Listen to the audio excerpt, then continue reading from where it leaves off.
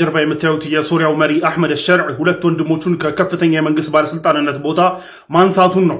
ይህንንም እርምጃ የወሰደው እንግዲህ በሶሪያን መካከል መተማመንን ለመፍጠርና እንዲሁም ደግሞ በዘመድ መጠቃቀም የሚባል ኢሜጆች እንዳይፈጠሩ በሚል ሁለቱን ወንድሞቹን ከከፍተኛ የመንግስት ባለስልጣንነት ቦታ ኢሚዲየትሊ አንስቷል። አህመድ ሸርዕ እንግዲህ እነዚህ ወንድሞቹ ለቦታው በደንብ የሚመጥኑ በደንብ ኤጁኬትድ የሆኑ ልምድም ያላቸው የነበሩ ቢሆንም ነገር ግን እንደዚህ አይነት ኢሜጅ ላለመፍጠር የኒፖቲዝም የሙስና ኢሜጅ ላለመፍጠርና በሶሪያን መካከል መተማመንን ለመፍጠር በሚል ሁለቱንም ወንድሞቹን ከስልጣን አንስቷል።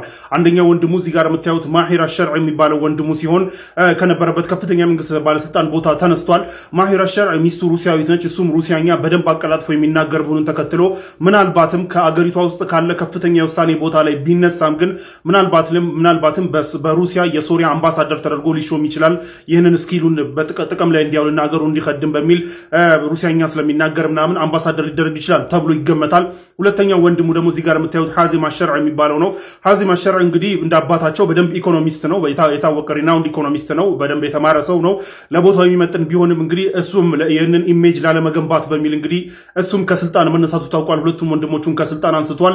የነዚህ ሰዎች የአህመድ አሸርዕና የነዚህ ወንድሞች አባት የሆኑት እንግዲህ ሁሴን አሸርዕ ማለት ሶሪያ ውስጥ በደንብ የሚታወቁ ረጅም እድሜ ያላቸው የተማሩ የጣሱ ኢኮኖሚስት ናቸው። የሶሪያ ቶፕ ኢኮኖሚስት ከሚባሉ ሰዎች መካከል እንግዲህ አንደኛው አባትየው ናቸው።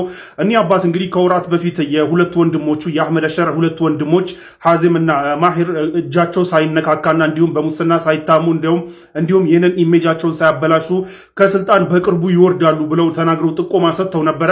ይህንንም እንግዲህ ተከትሎ እሳቸው በሰጡት ጥቆማ እንግዲህ እሳቸው የሰጡትን ጥቆማ ተከትሎ እንግዲህ ከወራት በኋላ ሁለቱ ወንድሞች በወንድማቸው ምክንያት ከስልጣን ተነስተዋል ማለት ነው። የዘንድሮን የዓለም ዋንጫ በጣም ኤክሳይቲንግ ከሚያደርጉት ነገራቶች ውስጥ አንዱ ምንድነው? ዋንጫው የሚዘጋጀው አሜሪካ ውስጥ ሆኖ ኢራን ደግሞ እዛ መሳተፏ ነው። አሁን ያለውን ጭቅጭቅ ታውቁታላችሁ፣ አሁን ያለውን ጦርነት ታውቁታላችሁ። እና ያ ጥላቻ ባለበት ሰዓት እንግዲህ የኢራን ናሽናል ቲም አሜሪካ ውስጥ የሚካሄደው የዓለም ዋንጫ ላይ ይሳተፋል። በዛ አሁንም የተወሰኑ መንገራገጮች አሉ። ባይ ዘ ወይ የኢራን ናሽናል ቲም ስቴሽን እንዲያደርግ የተደረገው አሪዞና ውስጥ ነው። እንደውም የባሰ ማለት ነው፣ አሪዞና ውስጥ ነው። እና ዳን ደግሞ ብዙ ጨዋታዎችን ያደርጋል። ኤልኤ ውስጥም የመጀመሪያውን ጨዋታውን ሎስ አንጀለስ ውስጥ ነው እንደሚያደርግ እየተነገረ ያለው። ለማንኛውም ግን አሜሪካ ውስጥ ይሳተፋል። ነገር ግን ገና ካሁኑ መንገራገጮች እየገጠሙ ነው። ምክንያቱም የኢራን ናሽናል ቲም ውስጥ ተጫዋቾቹና ናሽናል ቲም ሲባል ተጫዋቾቹ፣ ሐኪሞቹ ምናምን ብዙ ነገር አለና እዛ ውስጥ እንግዲህ ከኢስላሚክ ሪቮሉሽነሪ ጋርዱ ጋር ግንኙነት ያላቸውና በፊት የኢስላሚክ ሪቮሉሽነሪ ጋርድ አባላት የነበሩ ሰዎች አሉበትና ለነሱ ቪዛ አንሰጥም የሚል በአሜሪካ በኩል ጭቅጭቆች እየተነሱ ነው ያሉት። ማርኮ ሩቢዮም ወጥተው እንግዲህ የአሜሪካ ፎሬን ሚኒስቴር ይህንን የመሰለ ንግግር ተናግረዋል። በኢራን በኩል ግን እንሳተፋታለን፣ ይህንን ማንም ኢንተርናሽናል ማንም አገር ሊከለክለን አይችልም። ምክንያቱም እንደ ማንኛውም ሀገር ተወዳድረን ኳሊፋይ ያደርግነው እንሳተፋለን። እንዲሁም ደግሞ እያንዳንዱ ሜምበሮቻችን አርጂሲ ምናምን የሚባል ጨዋታ የለም፣ እያንዳንዱ ሜምበሮቻችን ቪዛ ሊሰጣቸው ይገባል የሚል ጫና እያደረጉ ነውና ይህንን ጫናና ኮንዲሽን ደግሞ አጌንስት ፊፋ እንግዲህ እያቀረቡ ነው ያሉት ኢራኖች ማለት ነው።